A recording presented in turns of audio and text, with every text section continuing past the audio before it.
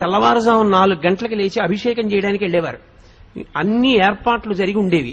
అభిషేకం చేసి చిన్న గ్లాస్తో తీర్థం తెచ్చి అమ్మ పంచం దగ్గర పెట్టి వెళ్ళిపోయేవారు. Every minute ప్రషస్. ఆయన నడుస్తూ 10 అడుగులు 5 అయ్యేటప్పటికి విజయ నరసింహంకి వెళ్ళేవారు. అప్పటికి 100 మంది నుంచి ఉండేవారు తెల్లవారకట్ట ఊళ్ళ నుంచి వచ్చి. రాత్రి 10 వరకు ఆయన పేషెంట్స్ చూసి ఇంటికి వచ్చి అమ్మ మంచం మీద కూర్చుని అమ్మ చెయ్యి ఇలా పట్టుకుని, ఏమ్మా ఇవాళ నీ కోడలు బొబ్బట్లో నేను తినవా? ఏం తింటాను రా, షుగర్ భయం. నీకెందుకమ్మా నేనుండగా, తిను ఓ బొబ్బట్టు పట్టరావే అని 2 ముక్కలు అమ్మకి పెట్టి, అమ్మ నేను వేస్తాను కదా టాబ్లెట్ అని ఓ టాబ్లెట్ వేసేసి అమ్మతో 4 మాటలు మాట్లాడి పక్క పక్క పక్క పక్క నవ్వి పడుకుంటే, నేను ఒకసారి వాళ్ళ ఇంటికి వెడితే వాళ్ళ అమ్మగారు అన్నారు నాతో, నాయన శరీరంలో ఓపికండి బతికాను అనుకుంటున్నావా? నా కొడుకు రాత్రి ప్రతిరోజు వచ్చి కూర్చుని అమ్మా అమ్మ అంటూ మాట్లాడిన మాటలకు బతుకుతున్నానయా అన్నారు ఆవిడ. అది ఆదర బుద్ధి. అమ్మ నిన్ను ఏదో ఎత్తుకుపోతుంది నీ దగ్గర అనుకోవడం నీ కర్మ, అది నీ బుద్ధి ఎందొచ్చిన జాడ్యం. తండ్రి నీ డబ్బేదో పట్టుకుపోతాడనుకోవడం నీ జాడ్యం, అది నీకొచ్చిన తప్పు, నువ్వు దిద్దుకోవాలి. నీకు జ్వరం వస్తే నువ్వు మంది చేసుకున్నట్టు ఈ శాస్త్ర విషయంలో నీకు అవగాహన దోషం వస్తే నువ్వు నేర్చుకోవాలి. కానీ అది తిన్నగా పిల్లల తప్పని నేను చెప్పను. సవకబారు అన్నీ మనం పిల్లలకి చూపిస్తున్నాం. ఏవి చూపించకూడదో అవన్నీ చూపించి అది బాగుండాలని మీరు కోరుకునే అధికారం మీకు ఎక్కడుంది?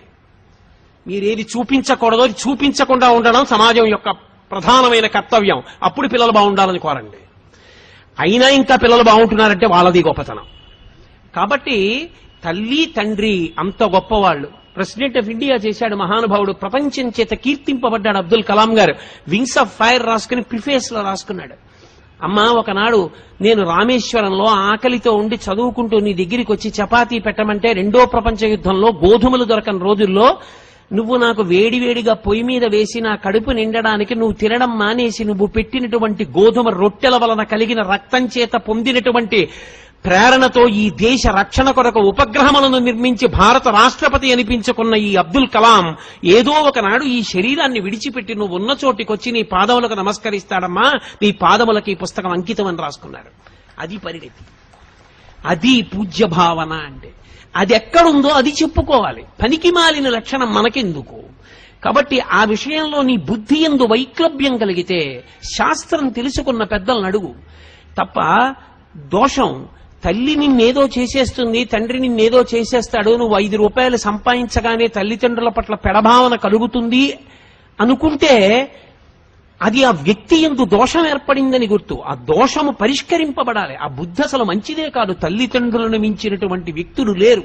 అందుకే శంకర భగవత్పాదులు ఆ మాట అన్నారు, పూజ్యోస్తు గురువు. తండ్రి ఎవరో తెలుసా? తనంత తాను గురువు. గురువు అన్న మాటకు అర్థం ఏంటో తెలుసా? బరువు అని. తండ్రికి 80 ఏళ్ళు వచ్చాయి, కొడుకు సీనియర్ ఐఏఎస్ అప్పటికి. ఇప్పుడు తండ్రి గొప్ప కొడుకు గొప్ప? తండ్రి శరీరముతో ఉన్నంత కాలము తండ్రి ముందు కొడుకు చిన్నవాడే. గురువు బరువు, ఎదురుకుండా ఉన్నది లఘువు చిన్నది. అప్పుడు కూడా శుభలేఖ తండ్రి గారి పేరు మీదే ఇవ్వాలి నీకు జ్ఞానం ఉంటే. ఐఏఎస్ కదా ఆయన పేరు మీద ఇవ్వకూడదు, కొడుకు పేరు మీద. తండ్రిని అంతలా చూడాలి. మహానుభావుడు డిస్ట్రిక్ట్ జడ్జి చేశారు కృష్ణయ్య గారు. తండ్రిని ఎలా చూశారండి? నిజంగా ఎంత సంతోషపడిపోయేవాళ్ళం మనం ఆయన్ని చూసి. అటువంటి తండ్రులు అటువంటి కొడుకులు నాకు తెలుసు. కాబట్టి తండ్రి ఆయన పూజనీయుడైన గురువు. ఆయన నీకన్నా ఎప్పుడూ 4 ఆకులు తెలిసున్నవాడే. అందుకే శ్రీరామాయణంలో వాల్మీకి మహర్షి ఒక తీర్పు చెప్పారు. కొడుక్కి భార్యగా ఎవరుండాలో నిర్ణయం చెయ్యగలిగిన అధికారి ఎవడు? తల్లి కూడా కాదు. ఎందుకో తెలుసా? తల్లిది అతి ప్రేమ. అతి ప్రేమ ఎక్కడుంటుందో శంక అక్కడ ఎక్కువైపోతుంది. అమ్మ రాశీభూతమైన ప్రేమ అన్నాను కదా. మీరు చూడండి, 8ంటికి ప్రైవేట్ నుంచి రావలసిన పిల్లాడు 8:30కు కూడా రాలేదనుకోండి, అమ్మ అంటుంది, ఏమండి వీడు ఆ సైకిల్ చక్రం బాగు చేయించుకోరా అంటే, బాగు చేయించుకోలేదు, ఏం అవలేదు కదా అంటుంది. ఏం అవలేదు కదా అంటే, వాడు దేన్నో బుద్ధి పడిపోలేదు కదా, కాలు ఇరిగిపోలేదు కదా, చెయ్యి ఇరిగిపోలేదు కదా, నోటితో అందం. ప్రేమ ఎక్కడ ఎక్కువో శంక అక్కడ ఎక్కువ.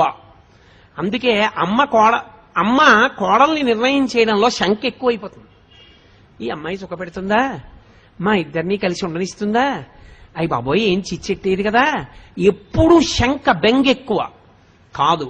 దక్షతతో ఆత్మావై పుత్రనామాసి, తన యొక్క తేజస్సే తన కొడుకు. ఆమె నా కొడుకుని సుఖపెట్టగలదు, కోడలిగా నా వంశోన్నతిని చెయ్యగలదు, మమ్మల్ని సంతోషపెట్టగలదు. ఆ కొడుకు మనోభావాన్ని అర్థం చేసుకుని కోడల్ని తేగలిగిన వాడు తండ్రి ఒక్కడే. అందుకే శ్రీరామాయణంలో చాలా మంది అనుకుంటారు ఏదో శివధనుర్భంగం అయింది, రామచంద్రమూర్తి సీతమ్మని స్వీకరించాడు అనుకుంటారు. తప్పు. అయోధ్యకాండలో అనసూయమ్మతో చెప్పింది సీతమ్మ తల్లి, మా ఆయన నన్ను అలా పెళ్లి చేసుకోలేదమ్మా, శివధనుర్భంగం చేస్తే మా తండ్రి గారు జనక చక్రవర్తి గబగబా పూర్ణ కలశం పట్టుకుని వచ్చారు, పట్టుకొస్తే ఆయన ఏం స్వీకరించలేదు నన్ను. ఆయన అన్నాడు, అయోధ్యాయాః పితుశ్చందః అవిజ్ఞాయ పితుశ్చందః అయోధ్యాధిపతే ప్రభోః.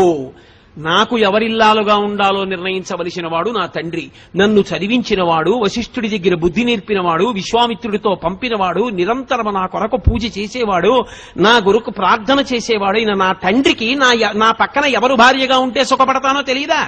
ఆయన నిర్ణయిస్తే నాకు భార్య. శివధనస్సెందుకు భంగం చేశానంటావేమో, క్షత్రియుణ్ణి ఎక్కుపెట్టే. మా నాన్నగారిని పిలిచి మాట్లాడు, మా నాన్నగారు చేసుకోమంటే చేసుకుంటా, లేకపోతే నేను ఈమెని స్వీకరించానన్నాడు. ఆవిడ చెప్పింది అనసూయమ్మతో, అయోధ్యాయాః పితుశ్చందః, మా తండ్రి ఉన్నాడు, ఆయన ఒప్పుకోవాలి, ఒప్పుకుంటే చేసుకుంటా, లేకపోతే చేసుకోనన్నాడమ్మా మా ఆయన. అందరూ సీతాకళ్యాణం అంటే వెంటనే అయిపోయింది అనుకుంటారు.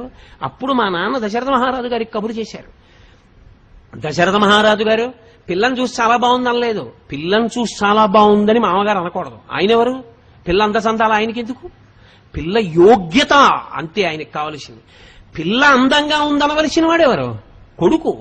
నువ్వు కోడల్ని కూతురులా చూడవలసిన వాడివి, పిల్ల బాగుందో బాగులేదో నీకెందుకు?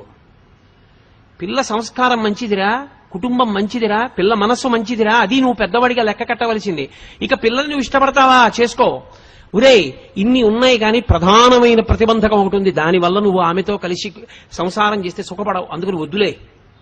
మనోకోణంలో తీర్పు చెప్తాడు తప్ప శరీరం